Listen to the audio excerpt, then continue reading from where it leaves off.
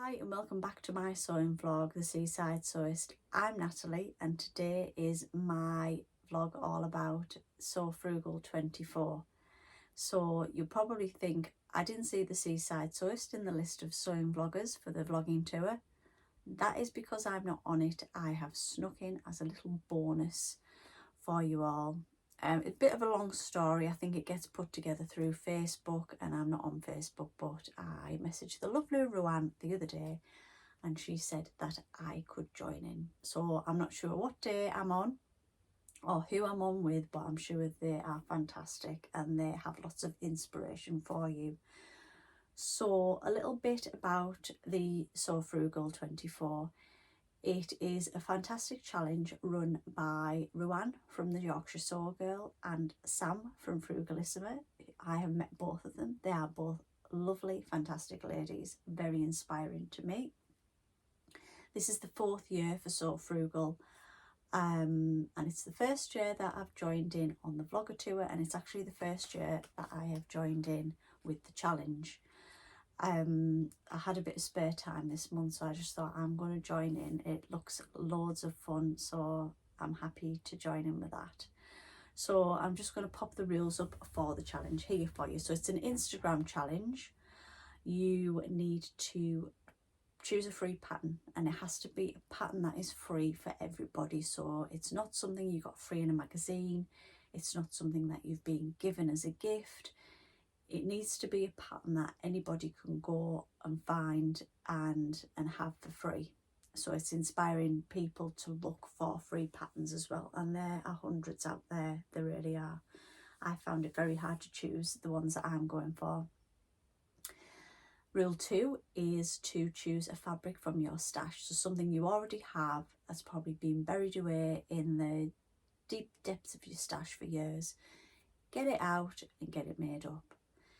Rule 3 is to make the garment in the month of March, and rule 4 is to share it on the 31st of March on Instagram using the hashtag SoFrugal24 and tag in Ruan at the Yorkshire Sew Girl and Sam at Frigalisima. And that's all you have to do. So what have I decided to do? I've decided to do something a little bit different. Do you ever have that piece of fabric in your stash that is maybe a good length, 2.5, 3, 4 meters, and you love it, but you just maybe use a bit of it for a top? What happens to the rest?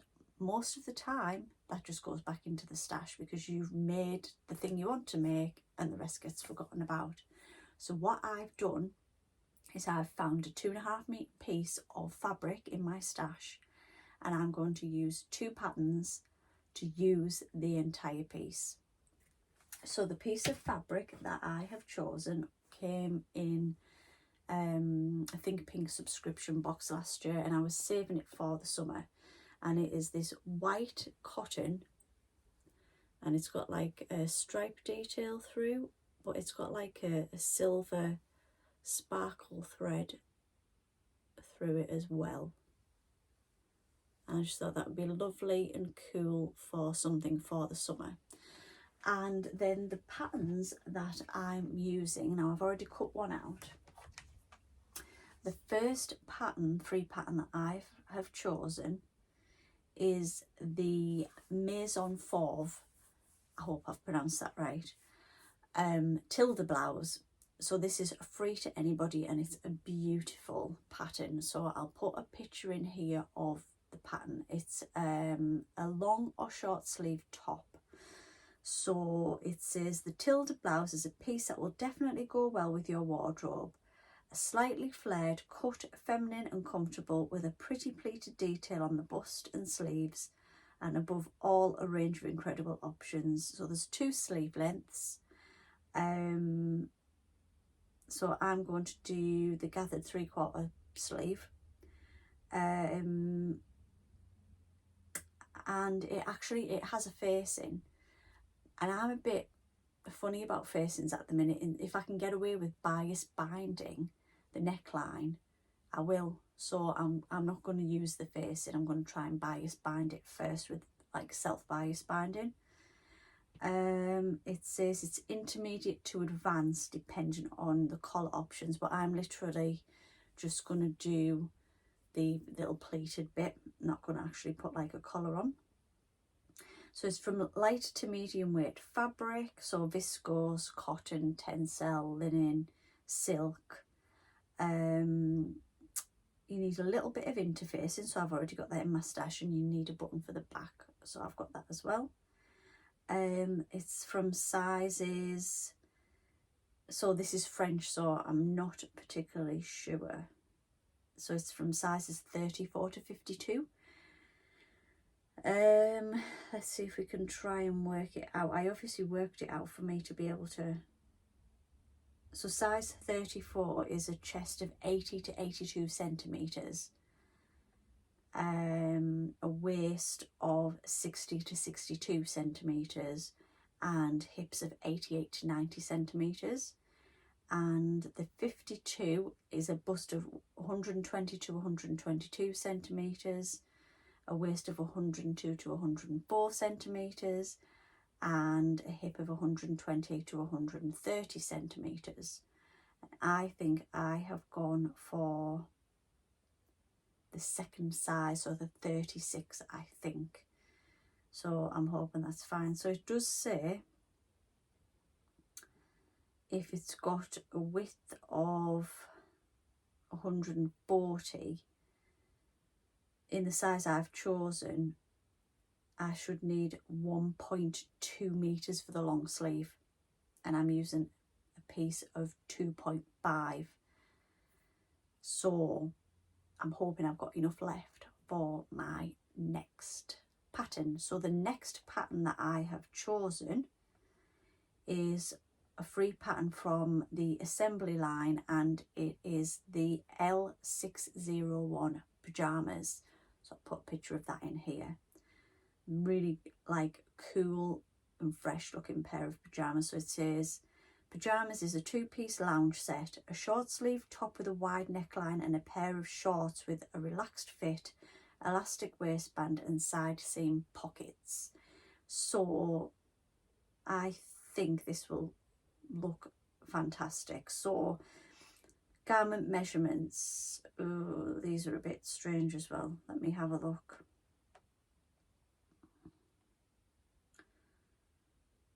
So it goes from an XS to a 3XL.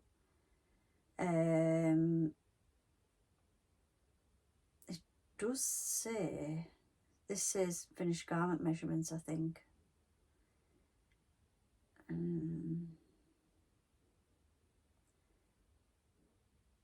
It says chest width for the extra small 100 centimetres. So I think this is a finished garment measurement.